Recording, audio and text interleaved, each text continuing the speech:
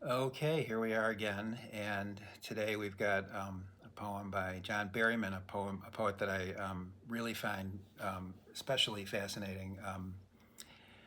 Um, Challenging, not necessarily an easy poet to come to grips with, but I think um, amply rewards the effort. Um, he's one of those. His poetry does, in his own way. I think you could.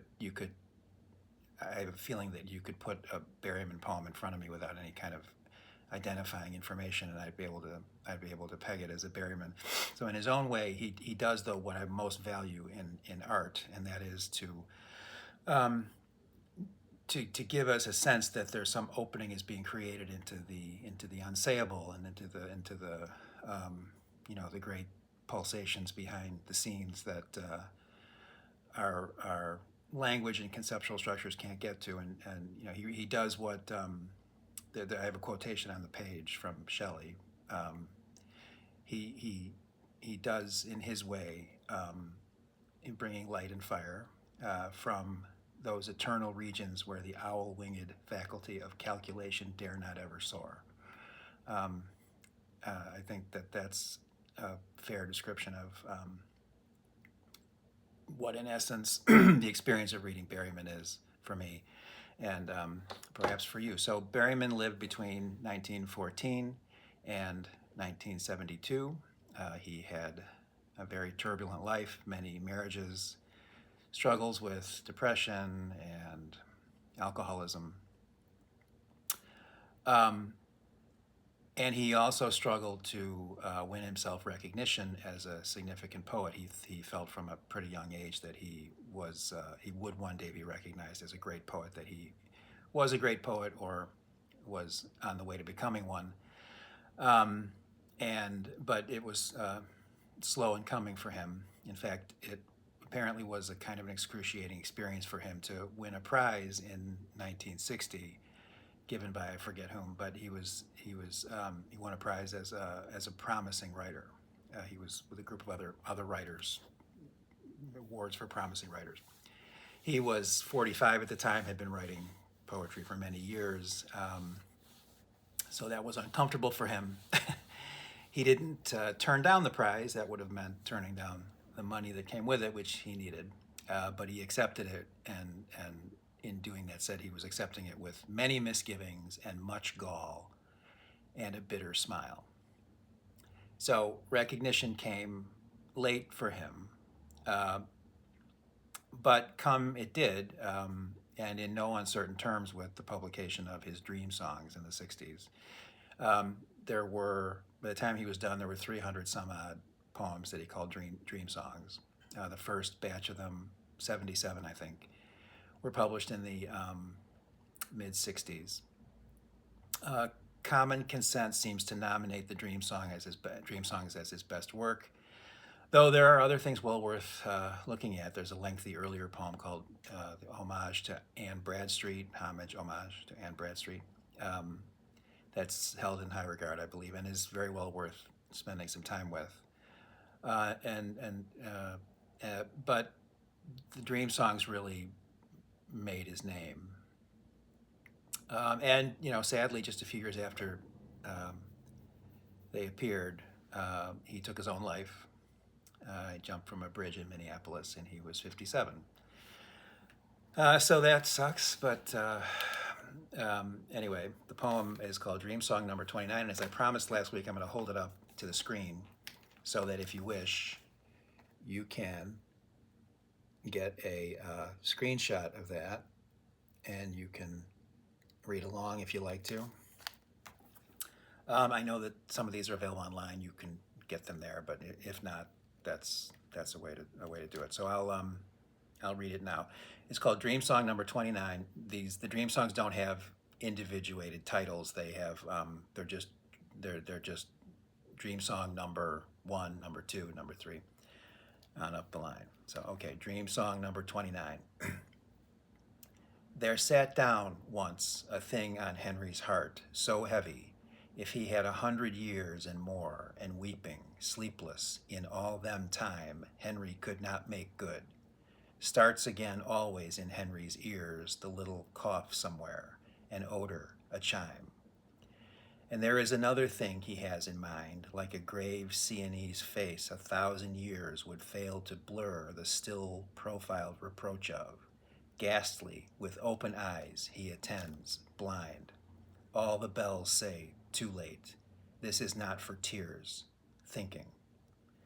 But never did Henry, as he thought he did, end anyone, and hacks her body up and hide the pieces where they may be found. He knows. He went over everyone, and nobody's missing. Often he reckons in the dawn them up. Nobody is ever missing. Okay, so that's a bunch of stuff.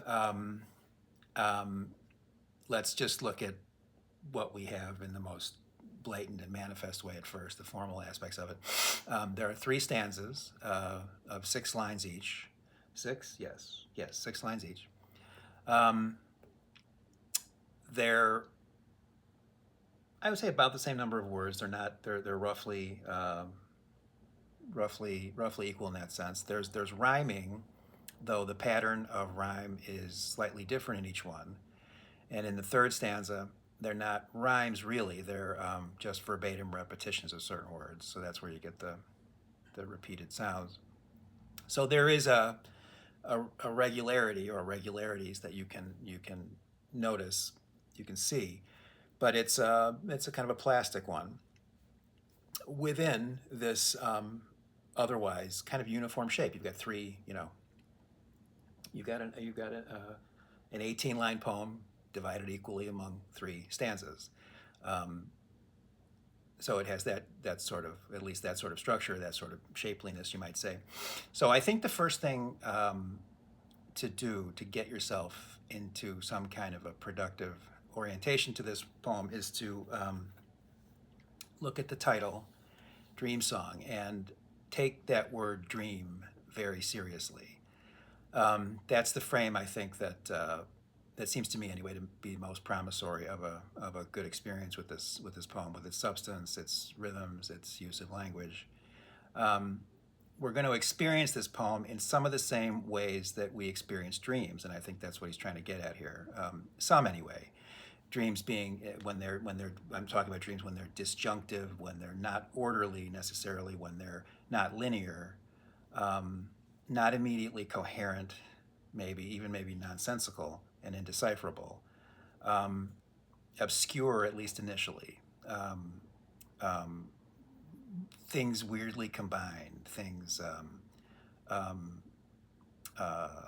elements that don't fit together, put together. Certain kinds of substitutions being made. It's someone is in the place of someone else or something like that. All kinds of things like that. But I'll get to that in a second. The fact that Berryman was very much fascinated by, influenced by Freud. He underwent psychoanalysis, and the dream songs are, in fact, he started writing down his dreams at a certain point. And the dream songs, each one represents a dream. It's not a transcription of a dream. He didn't dream in even irregular rhyme, I'm sure. But the substance, the affect in the poem is going to be something that came out of a dream that he had. So let's just look at this stanza by stanza here. So in the first stanza, his heart, he says, is burdened. It bears some kind of weight. Maybe better to say that his conscience is suffering under some kind of guilt that not even 100 years, as he says, of sleepless weeping would dissipate. That's a paraphrase. And the smallest thing, a cough, an odor, a chime, is enough to renew its oppressiveness for him. The physical sense that's in play here is the auditory sense. He's hearing things. There's a reference to an odor, but he's talking about his ear through it. Even with the odor, it seems to be opposite to the ear. How does he put that? Starts again always in Henry's ears, the little cough somewhere, an odor, a chime. So that's a strange thing. The odor is is related to his ear in this case, and for some reason. So there's that. Now stanza two, he talks not about his heart but about his mind. His mind is oppressed by, I'm going to say, by the awareness of something that, as he says, not even 1,000 years will see out or even blur the edges of. It's another thing, apparently not the thing that sat down in his heart in the first stanza. And here, instead of, as he seems to be doing in stanza one, instead of grappling with an intense feeling, he seems completely engrossed in contemplating this new thing as an object, as a fact of his existence or of his experience. Their words are in there like grave and ghastly, and they, I suppose, testify to some intensity of feeling. But that's kind of in the background in this stanza. It's just the stark objective fact of this thing that absorbs him. He has the line, "This is not for tears," thinking. This is something to apply one's rational mind to. He's not talking about his feeling. And the sense associated, the physical sense associated with this moment is the visual. The Sienese face is a very striking image, and then there's the line, "With open eyes he attends blind." So he's attempting to see, and I suppose the association of the visual with the intellect, the rational mind, your vision, your sight is certainly primary in your ability to come rationally to grips with your reality. But this attempt to see is frustrated. He's open eyes he attends, ghastly with open eyes he attends blind. So he's attempting to see, attempting to make an orderly picture out of what he sees, and apparently failing. So the heart and the mind are treated separately here. And evoking, or maybe that's in deference to this traditional or conventional distinction that we make between emotions and the intellect. Perhaps, as I say in the first stanza, he's grappling with the feelings, the terrors, the anxieties of what's oppressing him in stanza one, and trying to come, and failing to come to some kind of rational understanding of this scary dimension of his psyche in stanza two. Another way of looking at it is, and so Freud comes into it here because, and by the way, if you're interested, there are some very readable chapters on dreams. There's, of course, the entire book that Freud wrote, the very lengthy book, The Interpretation of Dreams, which I've never read entire, just bits of, and not in a long time. There's also his volume, Introductory Lectures on Psychoanalysis, I think that's the name of it, and there are some chapters in there that are very readable, very clear. Freud was a good writer. I think he had a real style, and he was I think he's very readable. So anyway, if you're interested, you could pursue that. But when he in his writing about dreams, he talks about the latent dream and the manifest dream. The manifest dream is the thing that's going on in your head when you're sleeping, and all the things that you see and all the things that happen. The dream itself. The latent dream is what it comes out of. Whatever preoccupation, whatever anxiety, whatever terror, whatever guilt, whatever it may be, that is the stimulus for the dream. That is the latent dream. And he talks about the way dreams work. He mentions condensation and displacement. So condensation, things are compressed, made smaller into some kind of concentrated form, usually an image, and it's therefore smaller than the latent dream. The concerns that you have and what's going on in your psyche that triggers the dream is much larger and much more varied. The way it's condensed in the dream makes it smaller and something that you can be an element in your dream. And then displacement is, I think I mentioned an example where one person that seems to be in the place of another. That's one example of displacement. Something is moved off of its it moved away from what it is onto something else. And then the way that the visual images are created um, in dreams. Um, and and the way that it's a dreams is that dreams are kind of a language, and Freud talks about the way dream language works is very much it taps us into the archaic dimensions of our collective history and psyche. That the original languages before we had the verbal language we have today worked very much the way they were picture languages, and they worked very much the way dreams, at least in some respects, some important respects, the way dream language works. Um, so you could say the stanza one is um, is the latent dream. It represents the the oppressive feeling of it seems to be guilt that he has. You could say that stanza two uh, is the manifest dream, where you have the Sienese face, the grave face, staring at him in reproach. Um, and then you could see that that when you get to the stanza three, where he's talking about he hasn't, as he thought he had, hacked somebody up and hidden the pieces and whatnot, which seems in a way to be sort of the repressed object, the thing not spoken of in one and two, and then it comes out in stanza three. You could see it that way. So that act of violence that he describes, it also could be seen as sort of as a little three-act drama, or tragedy. And in the last stanza you get this shock of recognition, which is a part of classical tragedy.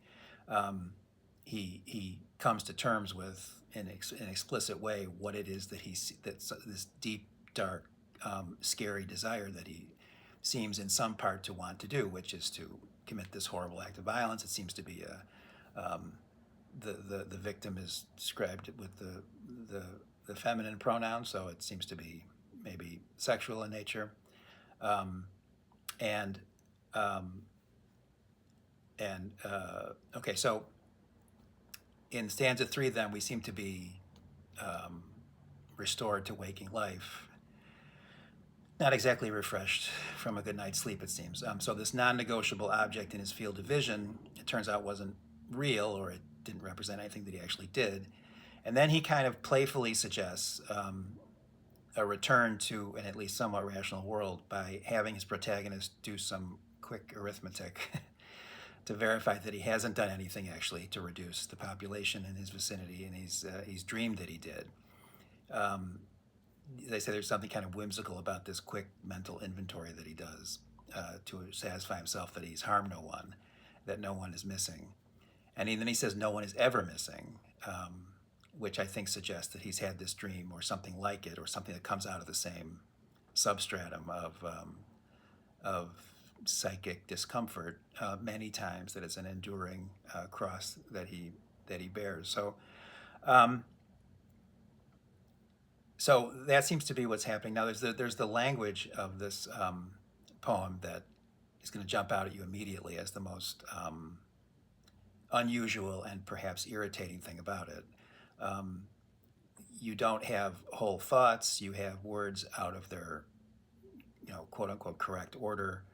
But I think that these are all parts of his attempts to represent on the page something of the feeling and the experience and the dynamics of dreaming. Now, it's possible, of course, to have dreams that are more or less linear and present to you a world or a scene or a sequence of events that make sense, that duplicate to some significant extent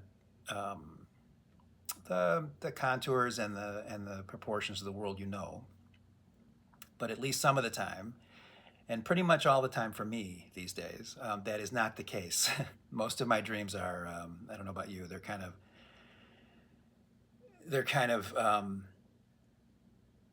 they're kind of grand guignol kind of mashups of, that don't follow the logic of my waking life, don't easily connect to anything going on in my life or my feelings about anything. They often will include recognizable elements from my life, real people, people that I know, but they're filled with bizarre scenes and convergences of elements that don't go together and events or incidents that would be hard to describe.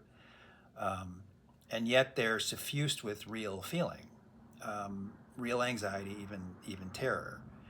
So all the bizarre events and and scenes unfold on a substratum of something that is psychically very real. And in that sense, you have to see that something real is going on, even if you can't make sense out of it. That's your cue that there is something going on there, and it isn't just all nonsense. And it would probably do me a lot of good to explore some of those. But you know what? That's the last thing I need, to be honest. So anyway, and one way of looking at dreams is a good way of looking at poetry. Um, I've touched on this a little bit. It's a kind of language that can open a door to what is very real, very consequential on a deep level. But it's a reality that verbal language and the rational mind and the experience of waking life cannot typically access, except in the dimmest of ways. And I think we can't ever really access it in anything but at least somewhat dim way, even if it's very powerful and through art or some other event or process. So to Freud, that's the unconscious. That's where the wild things are. That's where the scary stuff is. It's the seat of your drives, the part of you that's obscure to you. There may be experiences in waking life that give you access or give you the feeling that you're accessing that. But the most typical avenue to the unconscious is, certainly Freud thought so, is dreams, possibly also poetry. There's one word in this poem that is used a couple of times. He says at the beginning, "There sat down on Henry's heart." In fact, the first lines of each of the first two stanzas. "There sat down on once a thing on Henry's heart." That's the first line. The first line, the second stanza, "There's another thing he has in mind." So that word "thing," there isn't a word in a serious poem that is there by accident, or I tend to think that there's nothing indifferent in there. Thing is a word that's very vague and could be is as casually tossed off and as throwaway a word as there is probably. But that word was not at all indifferent to Freud. And again, Freud's important to Berryman, so he's relevant here. Freud writes about the thing, capital T, or you might see it rendered even in an English translation as in the German, das Ding. And that for Freud is the very, very deeply psychically situated domain where all of your desire is. It's in a way the great lost object, and it's your attempt to recover the lost object. And I'll try to quickly explain that. So in the Freudian account of human development, there is a moment. There's a moment where say a child is born, and when it's very, very small, an infant, it can't, he says, distinguish. It has no sense of self and other. It has no sense of itself as a separate being from everything around it, and especially and preeminently the mother and the mother's body. That comes later, and that point, Jacques Lacan, who very, very heavily influenced by Freud, and he was a psychoanalyst, and he situated Freud's thinking within a structural linguistics framework. He was influenced, as many of the French thinkers of the mid 20th century were, by Saussurian linguistics. And he has his whole thing, but he describes he writes about something he calls the mirror stage, and for him that's the moment when a human subject realizes, understands, accepts, acknowledges, and understands their own subjectivity. that there is subject and object, and that the thing there is me and there is what's outside of me, and that is not part of me. Whereas in the prior dispensation, before that moment, the infant, the very small child attached to the mother's body, etc., can't distinguish between, or its own ego, so to speak. Well, not so to speak. That's what it is. Its ego is universalized. Everything is him or her.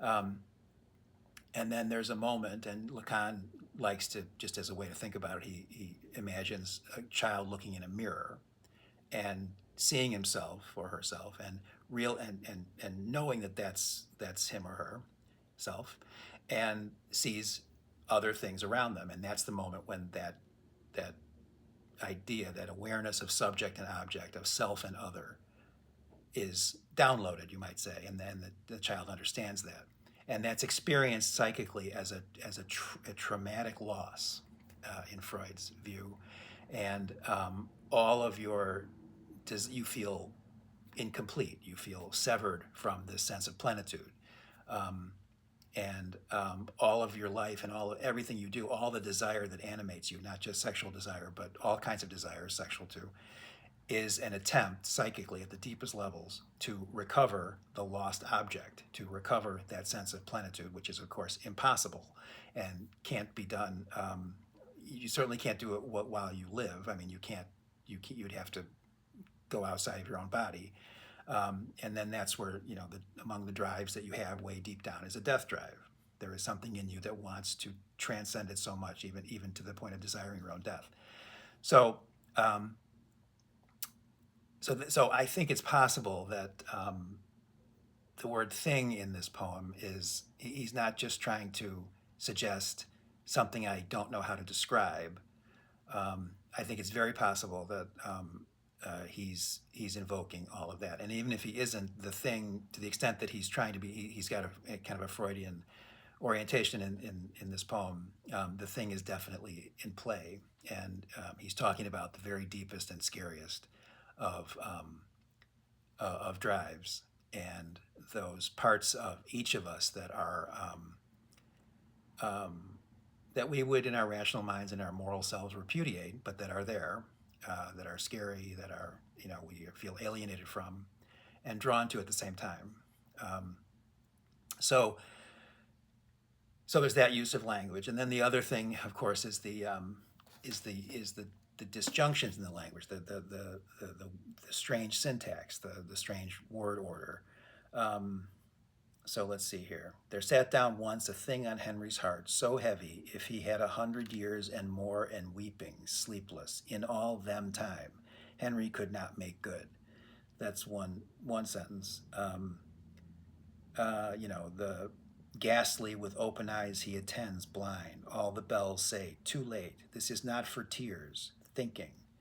Um, he knows he went over everyone and nobody's missing. Often he reckons in the dawn them up. Um, it, his poetry is full of things like that, and I think one of the things that these verbal disjunctions do is throw linguistic conventions into a relief for us, and as that precisely as conventions. A sentence or a phrase that is syntactically deranged, you might say, offends initially, at least. That part of us that wants things to make sense. The friction is unwelcome. It's an irritant, and yet it is, of course, thinkable that an English language might have evolved in which the kinds of formulations we find here and the kinds of word sequences we find here, operating on a very different underlying structure of rules and norms, would be perfectly correct and perfectly clear to anyone. In this poem, language becomes, a means of access, I think, to a dark, ungraspable, unsayable dimension of our consciousness by detaching itself from the thing said. It's put under strain in order to foreground its conventional character, I think, its nature as an artifice. So, it's going to be experienced as an incorrect and imperfect way of saying what it's saying. But of course, it's all incorrect and imperfect, really, in an important way. The most seamlessly eloquent run of language you've ever heard in your life. Is that the Gettysburg Address? Is that Martin Luther King's "I Have a Dream" speech? Is that and and really it is that in its very seamlessness and eloquence, because those in those respects, in whatever ways it may be penetrating and illuminating and electrifying, it is inevitably reductive and distorting in other ways, um, hobbled by limitations. It's opening a vista in one sense, but it's dropping a veil before our faces in another.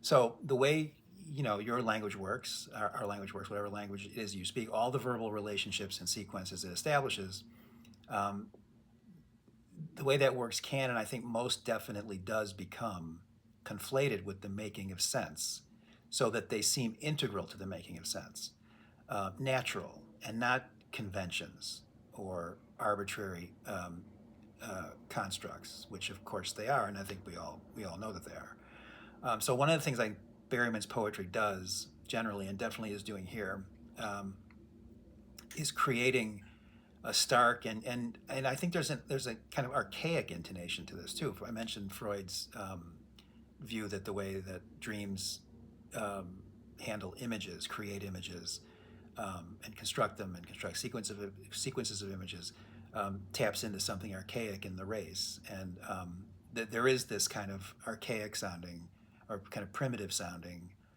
intonation in Berryman's poem too. And I think it does that by prying you away from that unconscious association that we sometimes fall into, even though we know in our rational minds it's not true. That there is that our language is a transparent conduit to meaning, to reality, and so forth. And there is no, um, when we feel sort of untroubled by any limitations it might have. So, so all serious art, I would say, and certainly poetry, is about opening some kind of a channel to the unsayable, to some wordless place. That's what sublime really means, classically, what it means. And here you have to, I think, dissociate somewhat from the language, um, which is paradoxical or maybe ironic. I don't know. I think that's inherent in poetry. It's using words to get you to a place where there are no words. Um, so I think this poem conveys the scene, so to speak, and the mood and the feeling, and the anxieties and terrors and oppressions of mind and spirit that he's feeling, but in verbal garb that is, brilliantly, I would say, loose or even ill-fitting. Sitting askew or at an oblique angle from a coherent perception. And you have some among other about sequence and so forth. You've got time registers blending and oscillating in ways that don't make sense. um, you have incorrect uses, so to speak, of pronouns in number and verbs in tense. For example, he says,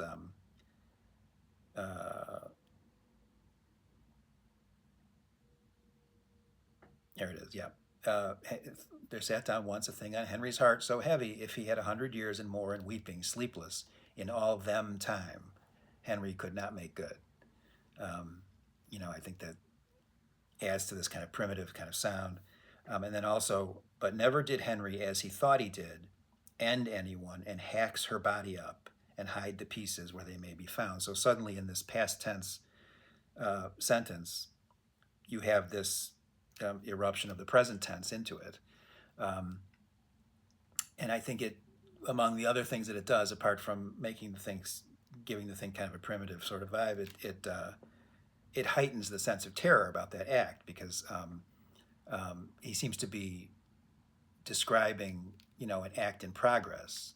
A present tense act of horrific violence is suddenly there, discordantly in this otherwise past tense um, constructed sentence, and putting your mind's eye in the midst of this horrific act as it's ongoing, making you witness to it, rather than one to whom a recollected event already absorbed and lodged in the past is described.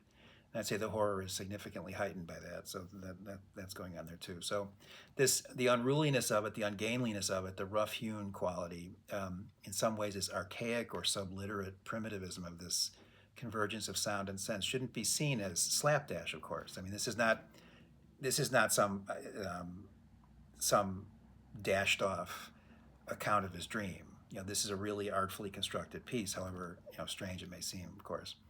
Um, It is artful, very deliberate, and it has its own majesty and power, I would say. Um, and I would encourage you to spend time with it and read other Berryman too. And with that, I will read the poem one last time. Dream Song number 29. There sat down once a thing on Henry's heart, so heavy, if he had 100 years and more in weeping, sleepless, in all them time Henry could not make good. Starts again always in Henry's ears, the little cough somewhere, an odor, a chime. And there is another thing he has in mind, like a grave Sienese face 1,000 years would fail to blur the still profiled reproach of. Ghastly, with open eyes, he attends, blind. All the bells say, too late. This is not for tears, thinking. But never did Henry, as he thought he did, end anyone, and hacks her body up and hide the pieces where they may be found. He knows. He went over everyone, and nobody's missing. Often he reckons in the dawn them up. Nobody is ever missing. Okay, thanks. Subscribe if you haven't, and see you next time.